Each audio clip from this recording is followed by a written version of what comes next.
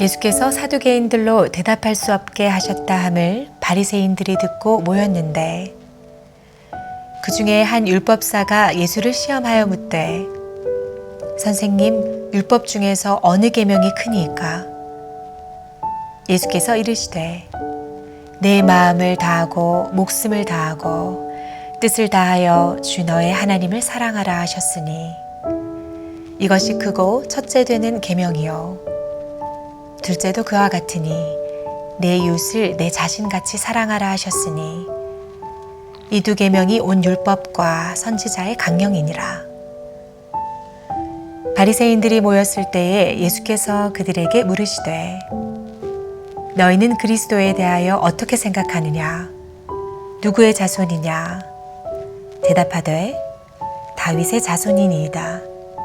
이르시되 그러면 다윗이 성령에 감동되어 어찌 그리스도를 주라 칭하여 말하되 주께서 내 주께 이르시되 내가 내 원수를 내 발 아래에 둘 때까지 내 우편에 앉아 있으라 하셨도다 하였느냐.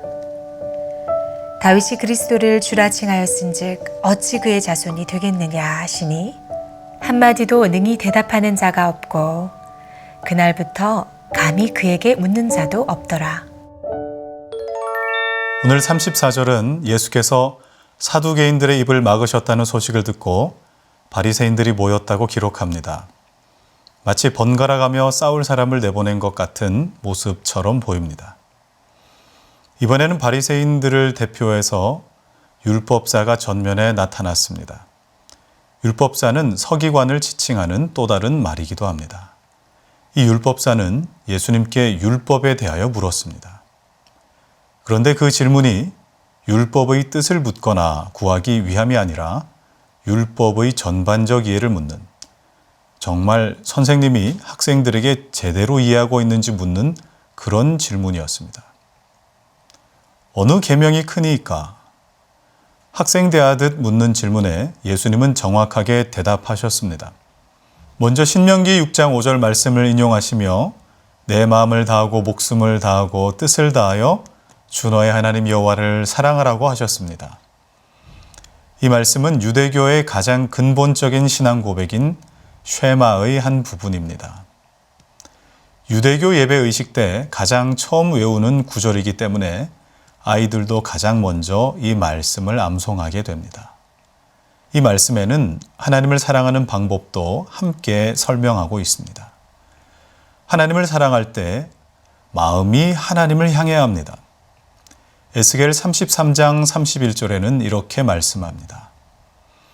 백성이 모이는 것 같이 내게 나오며 내 백성처럼 내 앞에 앉아서 내 말을 들으나 그대로 행하지 아니하니 이는 그 입으로는 사랑을 나타내어도 마음으로는 이익을 따름이라.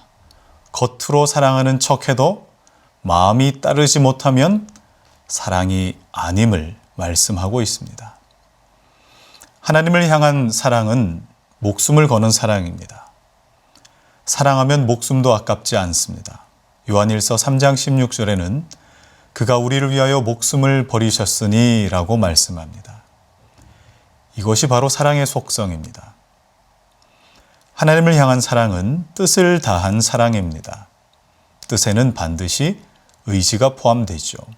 이 의지는 보이지 않는 하나님을 섬기는 형태로도 나타나지만 보이는 사람을 섬기고 사랑하는 모습으로도 나타납니다. 그래서 두 번째 계명이 바로 이웃에 대한 사랑입니다. 사람이 하나님을 사랑한다는 것을 증명할 수 있는 유일한 길은 이웃을 사랑하는 것입니다.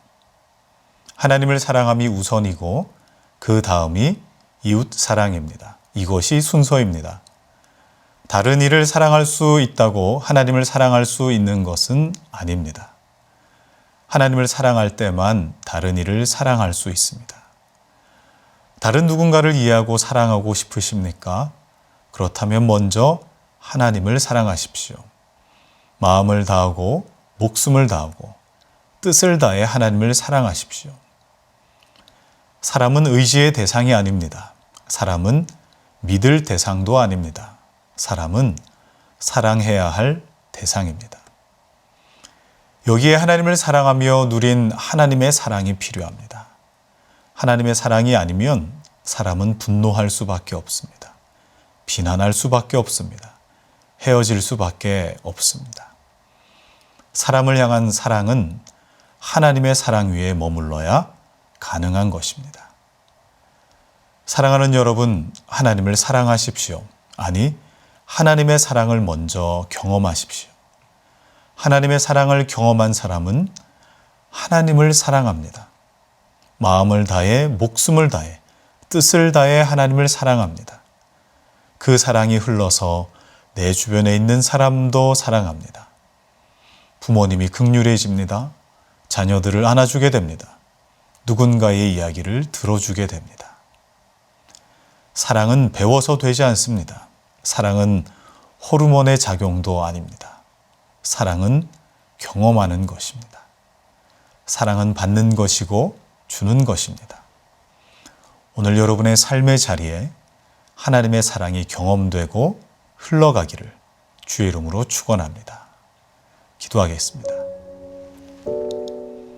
하나님 아버지, 내가 주님을 사랑하되 먼저 주님의 사랑을 경험하게 하시고 그 경험을, 그 느낌을, 또 그 감격을 내 주변의 이웃들을 향하여 흘려보낼 수 있는 사랑의 사람이 되게 하여 주시옵소서.